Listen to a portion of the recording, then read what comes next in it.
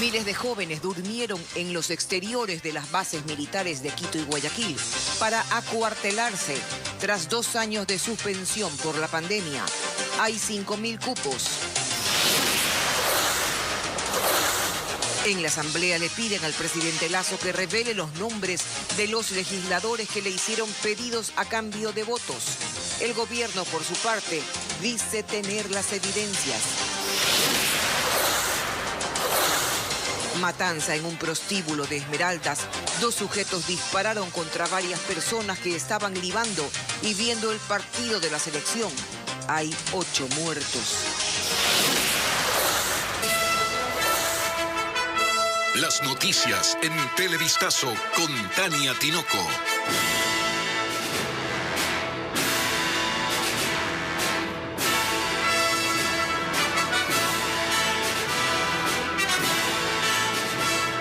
Amigos, bienvenidos a esta emisión de Televistazo. Comenzamos las noticias con el acuartelamiento militar en el país luego de 2 años. En esta primera jornada se registraron largas filas desde la madrugada en los exteriores de la base de movilización occidental.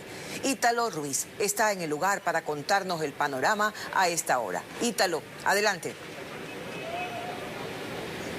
¿Qué tal, Tania? Buenas tardes, amigos televidentes. Efectivamente, aquí, en este sitio, cientos de jóvenes llegaron el día de hoy para inscribirse en el acuartelamiento. Ellos debieron haber llenado primero, en el mes de febrero, un formulario digital y con este requisito llegaron esta mañana para poder comenzar el acuartelamiento que se va a dar entre hoy y mañana. Y ustedes pueden observar en la parte exterior a decenas de padres y otros familiares que han venido a despedir a estos jóvenes que son de la leva del año 2003, quienes se están presentando entre hoy y mañana para hacer el servicio militar, el acuartelamiento. ¿Quiénes están convocados? Los jóvenes de entre 18 años y los que tengan hasta un día antes de cumplir 22 años. Pero vamos a ver en el siguiente reportaje de William Young cómo estuvo esta jornada.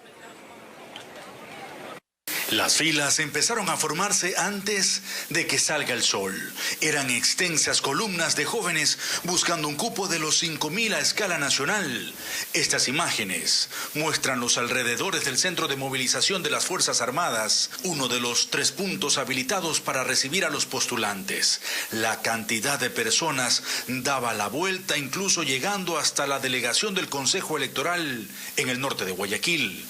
En muchos casos fueron acompañados por sus familiares, con una mochila, una carpeta y la ilusión de ser uniformado. Sí, pero lo que pasa es que este es mi sueño, pues siempre he sido estado uniformado en el lodo, en la selva, arrastrado en todo el lodo, sin tumbar paredes, coger a los narcotraficantes cualquiera. Pues. Desde el Comando de Operaciones Navales se aclaró que este proceso se reabre luego de 2 años suspendido por la pandemia. En convertirse en ciudadanos de bien, que ante esta situación de delincuencia que estamos viviendo en el país requiere de un contingente que venga a aportar. Esta es la primera llamada al acuartelamiento para jóvenes entre 18 y 21 años. En este caso solo serán hombres. Si se puede, si es de quedarse, se puede, de una. Si no, ya consigo trabajo por otro lado. Para la segunda llamada en agosto se incluirán a mujeres. Este sábado continuará el proceso de calificación de cada interesado, que debe pasar por pruebas físicas, médicas, psicológicas y exámenes de sangre para determinar si consumen o no drogas. Ahí estuvieron viendo entonces ustedes cuál fue el movimiento que se dio esta mañana, pero tenemos unas imágenes que captamos con nuestro dron más temprano. Vamos a pedir a nuestros compañeros en estudios que las pongan al aire para que ustedes puedan observar cuál era la cantidad de jóvenes que se presentaron el día de hoy para poder entrar a este acuartelamiento que se da luego de 2 años. Repetimos, son jóvenes de la leva del año 2003, quienes en este momento se encuentran en esta parte interior, están haciendo ya sus pruebas médicas, sus chequeos, para luego pasar al área de espera para la transportación. Ya lo decía también William, esta primera llamada es únicamente para varones. En agosto se podrán presentar también señoritas para el acuartelamiento. Con esta información volvemos a estudios. Tania, tú tienes más. Buenas tardes. Gracias a Ítalo Ruiz mostrándonos una realidad que seguramente pocos la conocían. Mientras tanto, en Quito, la afluencia fue menor. Las autoridades afirman que el proceso se aceleró gracias a la inscripción previa a través de la página web. Hasta el fuerte militar El Pintado llegaron jóvenes de 18 a 22 años para que sean evaluados. Alex Pila nos preparó un informe. La primera llamada de acuartelamiento en Quito tuvo gran acogida. Varios jóvenes de entre 18 y 22 años llegaron hasta las instalaciones del cuartel El Pintado en el sur de la capital para ser examinados, evaluados y enviados a diferentes unidades militares de las Fuerzas Armadas. La demanda ha sido muy numerosa, ha sobrepasado las expectativas. Lastimosamente nosotros tenemos que acuartelar 5.000 jóvenes en esta llamada y 5.000 más en el mes de agosto. Son 10.000 chicos. El proceso de reclutamiento de los 5.000 jóvenes se lo retoma luego de 2 años por la pandemia. La utilización de herramientas tecnológicas ha ayudado a tener una mejor organización. Hicimos una inscripción que duró un mes en línea, donde los ciudadanos pudieron inscribirse y desde ya se fue en este proceso revisando su documentación, cierta información importante para el día de hoy, determinar una valoración médica que permita su idoneidad. Los jóvenes favorecidos permanecerán durante 12 meses en la unidad militar que les toque. Tendrán varios beneficios y algunos incluso piensan tener una vida militar. Si es que hay una oportunidad de quedarme aquí, sí. Y si es que no, a prosperarse afuera, ¿no? Pienso quedarme para ayudar a mi abuelita, a mi mamá. El proceso finalizará el día de mañana y se lo retomará el 26 y 27 de agosto. Y las mujeres también podrán formar parte de este llamado.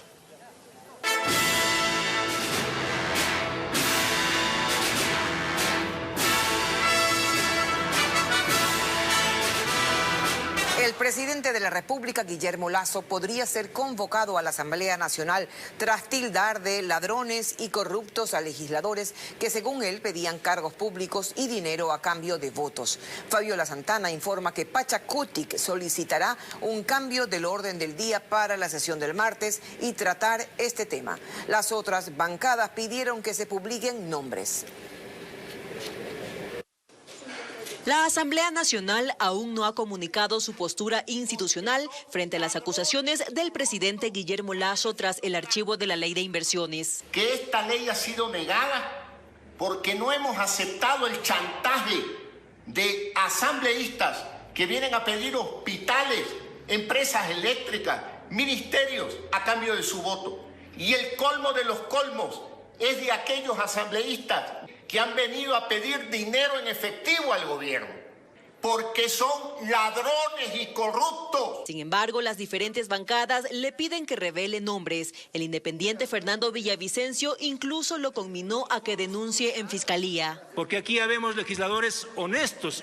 Y en defensa de esos legisladores honestos, yo le pido al presidente de la República que dé los nombres y vaya a la Fiscalía General del Estado. Y tiene el Servicio de Rentas Internas y la fiscal general Diana Salazar de oficio. Pidió además que se investigue a quienes votaron en contra del proyecto y recordó que hay antecedentes en el legislativo. Armaban mayorías parlamentarias entregando hospitales o ya nos olvidamos del caso de Daniel Mendoza. Salvador Quispe de Pachacutic asegura que emocionará que el presidente Lasso acuda al pleno del legislativo. Y aspiro que el señor presidente venga con la serenidad que merece el caso y diga quiénes son. Si hay alguien que ha caído en ese error, pues ese alguien tendrá que ser procesado. El jefe de bancada de Izquierda Democrática, cuyo líder Javier Hervas fue acusado por Lasso de evadir impuestos, hace un llamado a defender a la Asamblea. Exhortamos además a todas las bancadas a que nos unamos para defender la institucionalidad y es un llamado para la presidenta nacional. Los ausentes de este viernes fueron los legisladores de la bancada oficialista que no han reaccionado sobre las acusaciones de su líder. El presidente afirma que tiene las pruebas para demostrar que sus acusaciones contra varios asambleístas son ciertas. Esta mañana el consejero presidencial lo confirmó en el Palacio de Carondelet. Paul Romero está en la Casa Presidencial y nos informa. Paul. El presidente de la República, Guillermo Lasso Mendoza, suspendió la agenda que tenía previsto para este viernes en la provincia de Santa Elena y se quedó aquí en el Palacio de Carondelet para cumplir con otras actividades. Existe expectativa en el país por conocer los nombres de los asambleístas que, según el mandatario, habrían solicitado dinero en efectivo, empresas eléctricas, hospitales, entre otras prebendas, para apoyar el proyecto de ley de inversiones. El consejero presidencial Diego Ordóñez señaló que existen evidencias que sustentan estas graves declaraciones del presidente y que será el propio mandatario el que lo haga público en su momento. Que hay organizaciones políticas que quieren que presos salgan de la cárcel o prófugos regresen, o arreglar sus problemas tributarios o arreglar su vida patrimonial, ¿no? Dejemos que eso sea un tema que lo aborde el presidente de la República. Él ha expresado, como expresó el día de ayer, y me parece que lo apropiado es que sea él quien avance en esa línea. El único nombre que se ha hecho público hasta este momento es del ex candidato presidencial por la Izquierda Democrática, Javier Hervas, quien negó que haya solicitado beneficios tributarios para sus empresas para apoyar la ley. Y la respuesta del señor Hervas ha sido que el presidente miente. Bueno, es fácil demostrar que el presidente miente con una hojita que dice declaración de impuesto a la renta.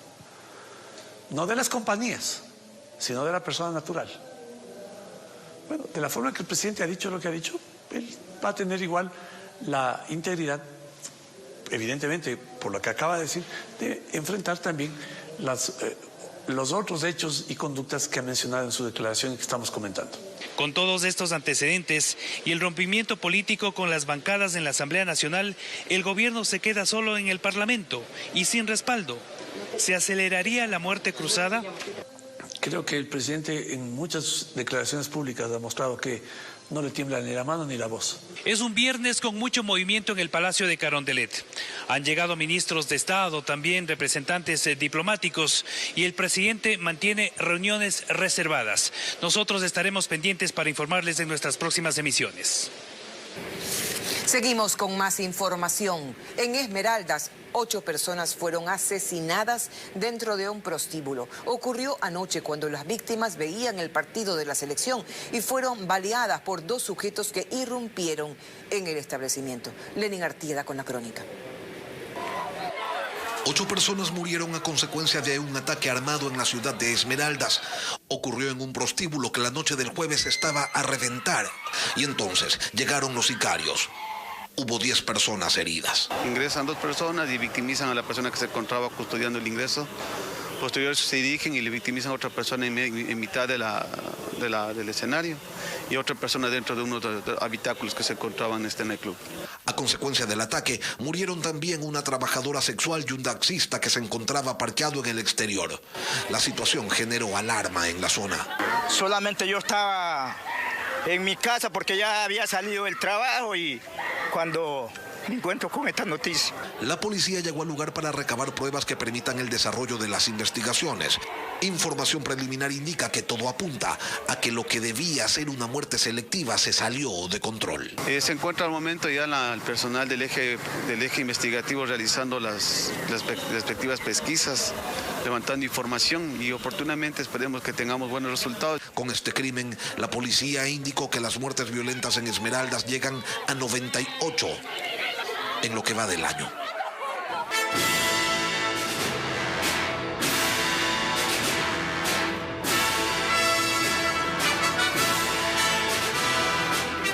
El comandante policial de la zona 8, Víctor Hugo Zárate, sugiere que se blinden las fronteras para evitar el paso de drogas y armas que contribuyen al incremento de la violencia en Guayaquil. La cifra de asesinatos en lo que va del año ya suma 300 víctimas en Guayaquil, Durán y San Borondón.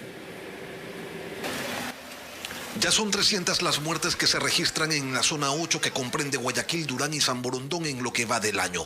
Desde febrero, el general Víctor Hugo Zárate es el comandante policial de esta zona y señala que las cosas están cambiando, que el trabajo que se realiza sí está dando resultados. Tenemos paquetes de inteligencia que han sido entregados y de eso se evidencia la productividad que tenemos, más de 450 armas que han sido retiradas de circulación, 61 organizaciones, 1.300 personas que han sido privadas de la libertad cometiendo delitos.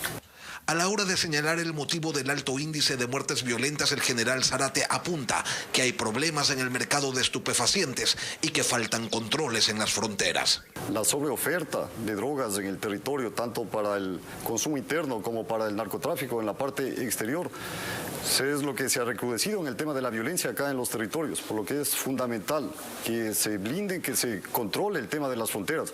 Que por el norte llega la droga y por el sur las armas.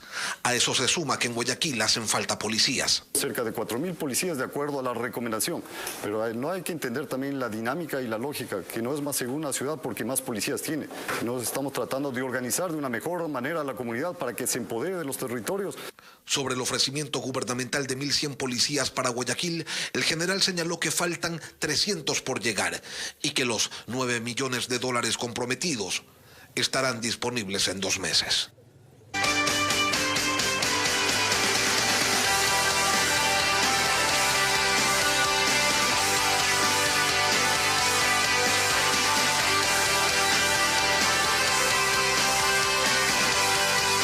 Ecuaterra.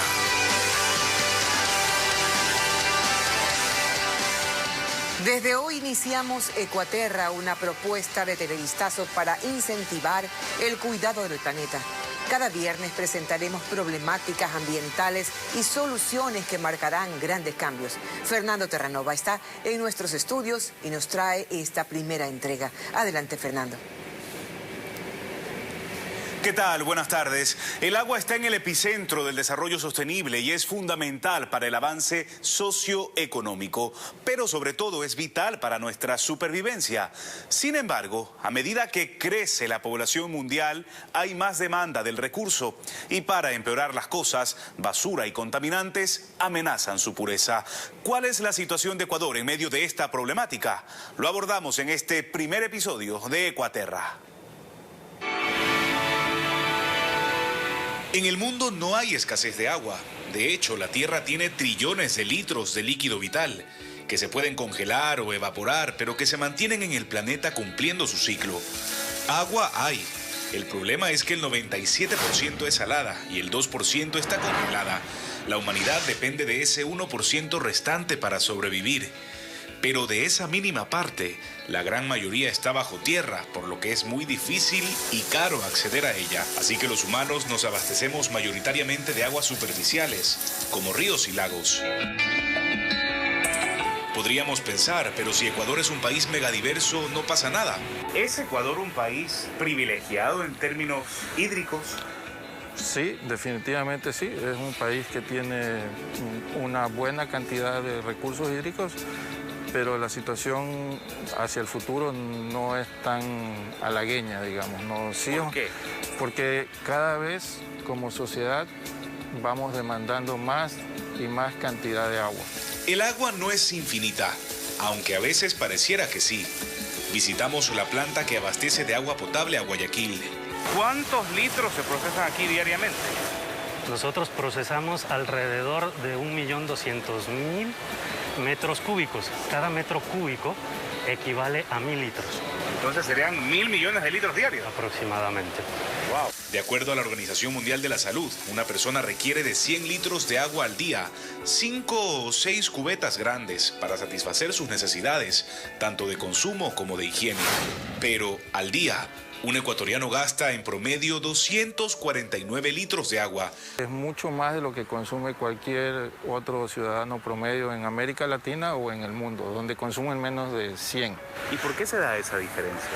Yo creo que es porque no tenemos la dimensión de que el agua sí es un recurso finito. Y si el consumo es un problema, la contaminación también. Lo que ahora, digamos, estamos hablando es siempre de estos temas de los plásticos y de los microplásticos, que es la destrucción de los grandes plásticos que ahora se constituyen en unos plásticos que ya son invisibles y que los estamos encontrando en todos lados, en las cumbres de las montañas, en los peces, porque son tan pequeños que están afectando grandemente. ¿Y los peces después? Y los peces después lo comemos nosotros. La llamada agua cruda de ríos y lagos, que luego se potabiliza en plantas, tiene contaminantes. Sí, en el agua cruda definitivamente tenemos contaminantes los cuales son eliminados dentro del proceso de potabilización. Características inorgánicas, una serie de metales que no hay en el agua potable, características orgánicas como pesticidas también, por coliformes totales fecales, que es la parte microbiológica. Incluso el agua supuestamente potabilizada no es tan limpia. La última encuesta oficial al respecto reflejó que 27 de cada 100 ecuatorianos consumían agua con heces fecales. El 58% provenía de tubería y el 25% de agua embotellada, de esa que bebemos a diario. No seamos tan pesimistas. ¿Hay solución? ¿Hay tiempo todavía para tomar acción? Sí, por supuesto que sí. O sea, yo creo que es una cuestión de voluntad política.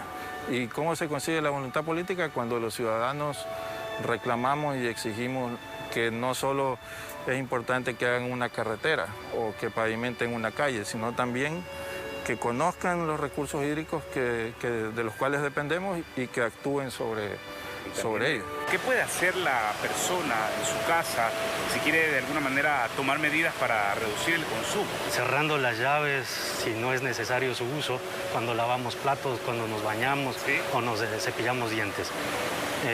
Adicionalmente a eso, corregir siempre las pequeñas fugas que logramos tener en los inodoros, por ejemplo.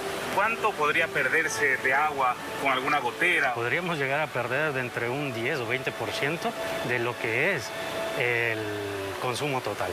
El agua se ubica en el nexo entre la agricultura, la seguridad alimentaria, la salud humana, el desarrollo económico, la estabilidad climática y la paz. Por eso el llamado es a la acción colectiva para cuidar este recurso vital.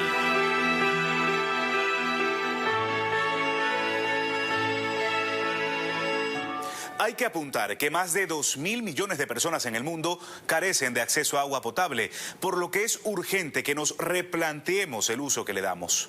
Es todo por hoy en nuestro segmento Ecuaterra. Nos volvemos a encontrar el próximo viernes con más soluciones a problemas ambientales. Hasta entonces. Gracias, Fernando. Y con su celular los invitamos a escanear el código QR que se encuentra en nuestra pantalla para que pueda volver a ver este reportaje y compartirlo. Así contribuimos a que más personas luchen contra el desperdicio de agua cuidando el planeta. Y se realizó el primer concierto inaugural del 20º Festival de Música Sacra de Quito, evento que regresa a la presencialidad, como nos cuenta Ana María Palacios.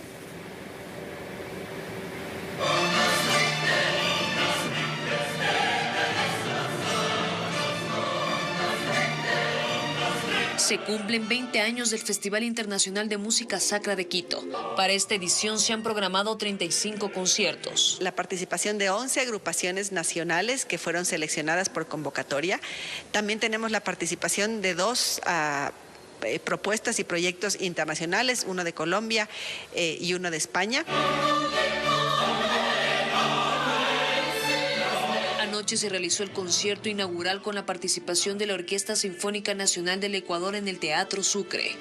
Este festival se caracteriza porque se desarrolla en espacios patrimoniales de la ciudad. En el Museo del Alabado, en la capilla del Museo de la Ciudad, en diferentes iglesias, en múltiples espacios del centro histórico, pero también en espacios rurales. Un encuentro emblemático de la capital que se realiza en el marco de la Semana Santa.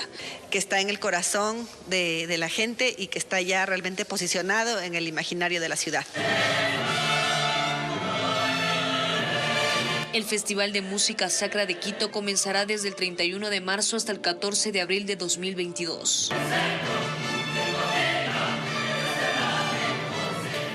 Así llegamos al final de esta emisión de Noticias. Gracias por su sintonía. Un abrazo, buenas tardes y feliz fin de semana.